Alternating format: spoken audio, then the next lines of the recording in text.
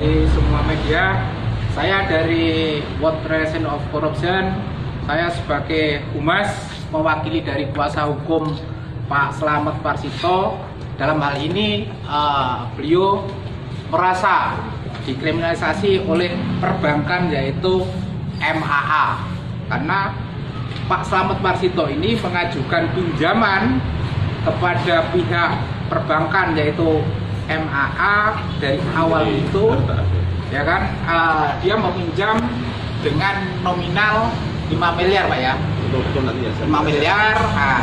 5 miliar, tapi dalam berjalannya waktu uang 5 miliar ini ternyata tidak sepenuhnya diterima oleh beliaunya, dan berjalannya waktu juga terjadi manipulasi terkait pengambil alihan hak, pemalsuan data-data otentik yang akhirnya sampai saat ini masuk ke ranah lelang di KPKNL. Itu seperti itu, dan mungkin untuk lebih jelasnya saya akan sampaikan pada beliau untuk menjelaskan semuanya. Gitu Pak Slamet ya. Ya, terima kasih rekan-rekan media. Assalamualaikum warahmatullahi wabarakatuh. Waalaikumsalam.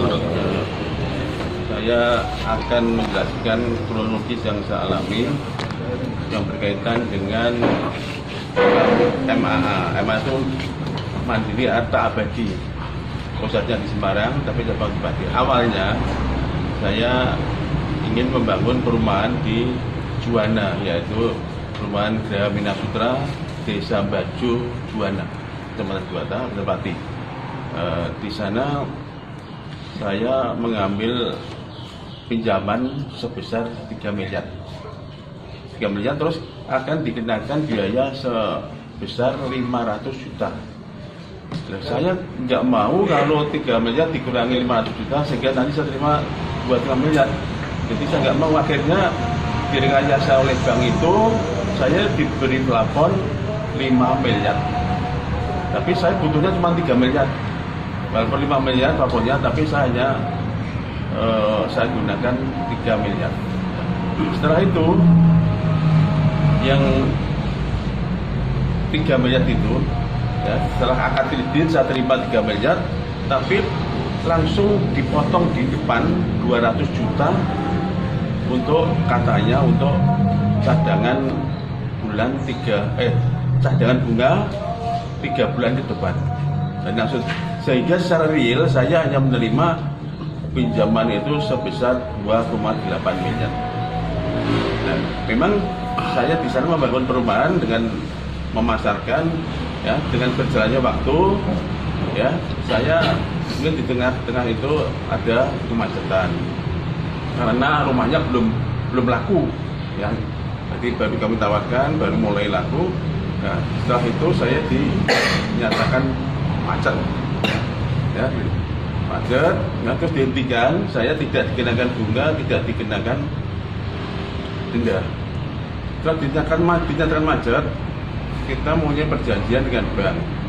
Dan sekarang karena sambil kami memasarkan perumahan, kita menjual aset secara bersama-sama antara bank dan saya. Mana nanti laku yang lebih tinggi itu yang kita pakai. Perjanjian seperti itu. Nah, tapi di tengah-tengah perjalanan, tanpa sepengetahuan saya, bank menjual tanah saya. Bank telah menjual kurang kira-kira pada Desember 2018. Telah dijual oleh bank tanpa sepengetahuan saya. Dan sudah dibalik nama itu. Bahkan di Januari itu saya ada progres pembangunan, ada karena saya laku 8 unit, 4 unit rumah, 4 unit ruko, seharga 7,4 miliar sebenarnya.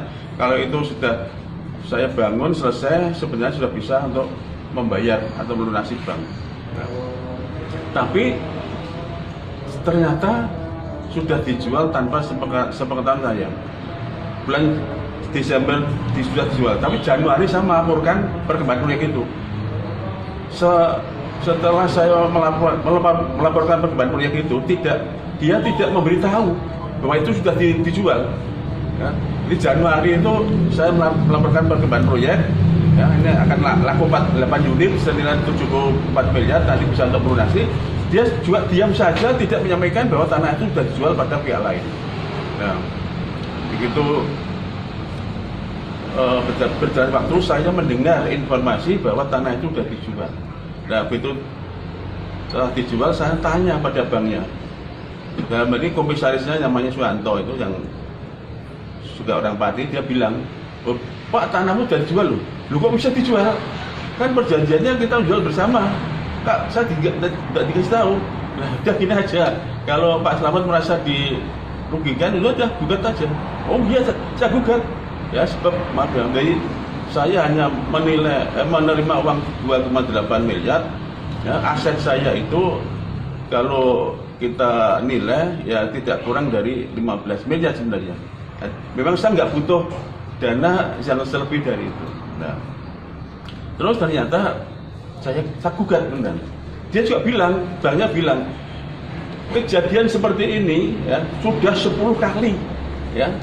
Apa itu saya menjual tanah ini pada debitur yang lain sudah 10 kali. Pak Slamet itu yang ke-11 kali. Yang 10 kali itu tanah aja nggak ada masalah tuh, Pak.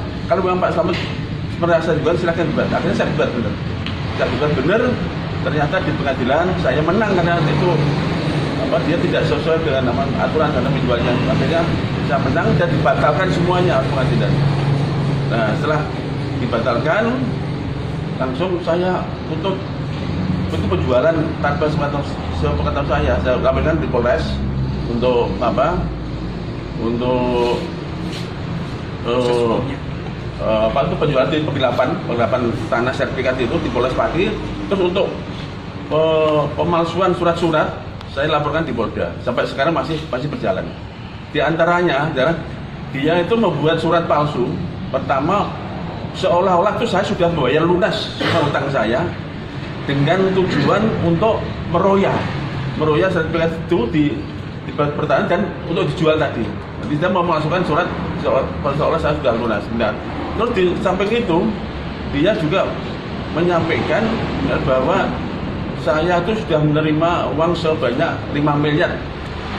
Tapi ternyata yang saya terima kadangnya 2,8. Nah, katanya yang 500 juta itu untuk biaya administrasi, yang 1,5 juta itu kalau sesuai dengan perjanjian kredit untuk perkembangan pembangunan. Tapi ternyata itu dicairkan sendiri oleh bank untuk kepentingan bunga dan denda. Nah, padahal saya tidak menerima sama sekali. Jadi saya menerima 2,8, tapi dia menyampaikan saya sudah menerima 5 miliar. Nah, ini jelas. Sehingga saya gugat juga karena saya cuma menerima 2,8, waktu dia bilang 5 miliar. Nah, akhirnya ini masih berjalan, yang sekarang sampai ke tingkat kasasi yang perdatanya itu. Tapi untuk pidananya tetap berjalan di Polres maupun di Polda. Dan di Polda ini hampir penetapan gelar perkara, terus penetapan penyidikan. Setelah itu ya tahu-tahu tanah saya itu mau dilelang. Ya, ini sebelumnya saya seling tadi ini maaf ya, dari bank pinjaman saya 2,8 tadi, dia menyatakan 5 miliar, terus dia melakukan tagihan-tagihan pada saya. Tagihan-tagihan itu ada berapa? 1, 2, 3, 4, 5. Yang pertama dari yang dia menyatakan 5 miliar tadi, dia langsung menagih sebesar 8,4 miliar. Jadi ya, ini tagihan yang pertama itu dia nagih sampai 8,4 miliar. Ya, terus bulan selanjutnya karena saya tidak saya tanggapi kan utang saya cuma tak gitu, udah saya nagih lagi sebesar 10,9 miliar. Ya, dari 8,7 ya. Terus ditagih lagi bulan berikutnya menjadi 16,4 miliar. Ini maksud saya bagaimana tidak tahu ya. Nah, padahal utang saya cuma 2,8 miliar. Nah, ini baru macam mana. Yang terakhir lagi menagih lagi sebesar 16,7 miliar. Ya, jadi hutang cuma 28 menjadi 16,7 miliar, dan yang terakhir lagi menjadi 16,9 miliar. Jadi ini tiap bulan bertambah, dan yang terakhir kali mungkin sebenarnya masih di pengacara 17 miliar sekian. Nah, ini bank ini pakai pedoman apa yang digunakan untuk ini ya. Jadi dan bahkan dari kejadian itu saya laporan ke OJK, sampai ke OJK, dan ada penyelesaian dari OJK. Maksudnya bukan penyelesaian tapi ada misalnya komunikasi ya, antara pembahasan antara saya dan bank diundang di OJK, yang hasilnya sebenarnya di sini sudah ada semua, bahwa bank itu mengakui bahwa yang saya terima memang 2,8 miliar, ya, yang 500 untuk administrasi bank dan notaris, terus yang 1,5 juta itu ya memang dicairkan oleh bank atau dipungut oleh bank untuk kepentingan pembayaran bunga dan denda. Itu sudah diakui oleh bank di hadapan OJK. Ini ada suratnya semuanya. Setelah itu, setelah tadi dijual, dibatalkan, dia membuat tagihan-tagihan seperti itu. Kemarin mengajukan lelang. Sebenarnya lelang itu diajukan sampai 3 kali. Yang pertama itu kalau nggak salah tanggal 18 Agustus, tapi gagal, tidak jadi. Itu yang kedua mau dilelang tanggal 20, diajukan lagi tanggal 24 November, juga atas kerja keras daripada pengacara ya, akhirnya itu gagal lagi, tidak jadi dilelang. Dan akhirnya yang ketiga dia mengajukan lelang yaitu tanggal 14 Desember, dan bahkan yang terakhir dirubah menjadi 15 Desember, itu pun juga tanpa pemberitahuan ya. Terus dilelang tanggal 15 Desember kemarin. Nah, saya secara mengetahui apa sih sebenarnya syarat-syarat daripada lelang ya. Nah, syarat-syarat daripada lelang itu ya ada 19 poin. Ya, ada 19 poin seperti yang tertulis di sini. Nah, setelah saya teliti, ya, ada beberapa yang tidak mungkin dimiliki oleh bank. Ya, kenapa persyaratan yang tidak lengkap, tidak dipenuhi bisa dilakukan lelang? Di antaranya adalah ini poin 6, bukti pembayaran pajak bumi dan bangunan. Tanah itu saya miliki sejak tahun 2014 sampai sekarang 2020 ya. Itu tiap tahun PBB-nya saya bayar sendiri sampai sekarang. Jadi SPPT PBB ada di tangan saya. Bukti pembayaran pelunasannya ada di tangan saya. Kenapa? Apa dia bisa membuktikan ini? Yang namanya bukti pembayaran lunas PBB. Kan tidak mungkin dipenuhi. Nah, ya, ada. Itu yang kedua, izin mendirikan bangunan.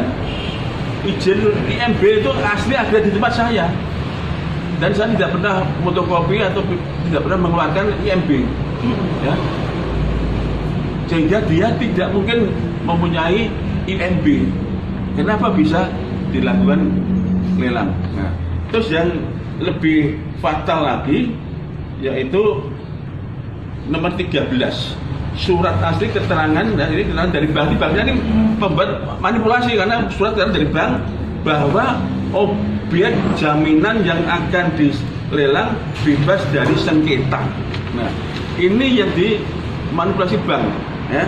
Padahal ya, ini tadi SPPT BBA dan jalan saya ya. Jadi terus untuk ya, padahal tanah ini masih dalam sengketa. Tadi yang saya sampaikan masih di perdata maupun pidana. Dan perdatanya itu masih di Polres dan Polda. Ini bukti SKPT, SP2P dari Polda yang masih sampai sekarang masih berjalan. SP2P dari Polda, terus ini ya SP2P dari Polres. dari Polres. Ya, ini tanggal berapa? 11 November. Ya. Nah, tidak cuma itu, terus kami juga bisa memblokir, sudah saya blokir di pertanahan. Nah, diblokir. Setelah diblokir, nah, terus saya juga mengajukan SKPT. Di dalam SKPT sudah jelas tertulis tanah di sini masih dalam perkara tingkat banding ya dengan perkara pidana nomor sekian. Ini sudah disebutkan semua oleh kantor pertanahan. Nah, kenapa KPKNL tetap tetap melakukan lelang?